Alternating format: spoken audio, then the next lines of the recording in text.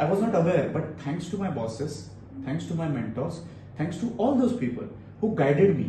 I still remember me Kellogg's join केलं. Kellogg's मध्ये मला मार्केटिंग करायचं होतं, मला सेल्स नव्हतं करायचं आणि माझ्या बॉसलाही माहिती होतं. तर माझ्या बॉसला जेव्हा कळलं की ही is not very comfortable doing sales, मला डोर टू डोर जावं लागायचं, मला दुकान फिरावं लागायचं, तर मला ते कम्फर्टेबल नाही वाटायचं. मी किराणा दुकानवाल्यांशी बोलायचो ना, तर मला असं वाटायचं मी MBA केलं, माझं कम्युनिकेशन एवढं चांगलं आहे आणि किराणा दुकानवाले तर माझी इज्जत काढताय, तर मला खूप डिस्कम्फर्ट फील व्हायचं.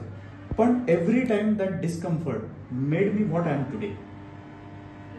हे मला तेव्हा कोणीतरी गाईड केलं, मला जाणवलं आणि मी ते एक्सेप्ट केलं. आणि जे काही मनातलं आहे ते मी स्ट्रेट फॉरवर्ड क्लिअरली माझ्या बॉसेसशी, माझ्या मेंटरशी शेअर केलं.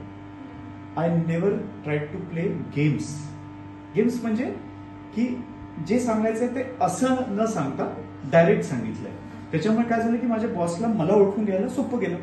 अच्छा ठीक है, विक्रांत को सेल्स पसंद नहीं है, विक्रांत को मार्केटिंग पसंद है, तो विक्रांत को अपन सेल्स से मार्केटिंग में डालेंगे बाद में, है ना. सो आता हा तुला का सांगितलं मी एक्झाम्पल, ट्रान्सपरन्सी. बिकॉज ही कंपनी आहे, याला आपल्याला मिळून बिल्ड करायचं असतं.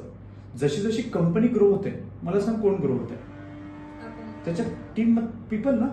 कारण कंपनीला तर आयडेंटिटीच नाही आहे. कंपनी काय आहे, कंपनी लोक मिळून बनवतात. पण कंपनीला ग्रो करण्यासाठी आपण जर का आपला थोडासा डिस्कम्फर्ट नाही हे केला तर काय होणार, तर कंपनी ऑटोमॅटिकली त्या लोकांना सिस्टमच्या बाहेर काढेल आणि त्या लोकांना अट्रॅक्ट करेल जे त्या लेवलची थॉट प्रोसेस ठेवतात. राईट. सो लर्निंग जी आहे ती कधीच क्लासरूम नसते, हे नेहमी लक्षात ठेव. You work anywhere. जी आपल्याला स्कूल कॉलेजमध्ये जी लर्निंग भेटते that is a theoretical, but जी प्रॅक्टिकली जी लर्निंग भेटते, स्पेशली इन द हार्डशिप्स, जिथे प्रॉब्लेम्स असतात, जिथे मनासारखं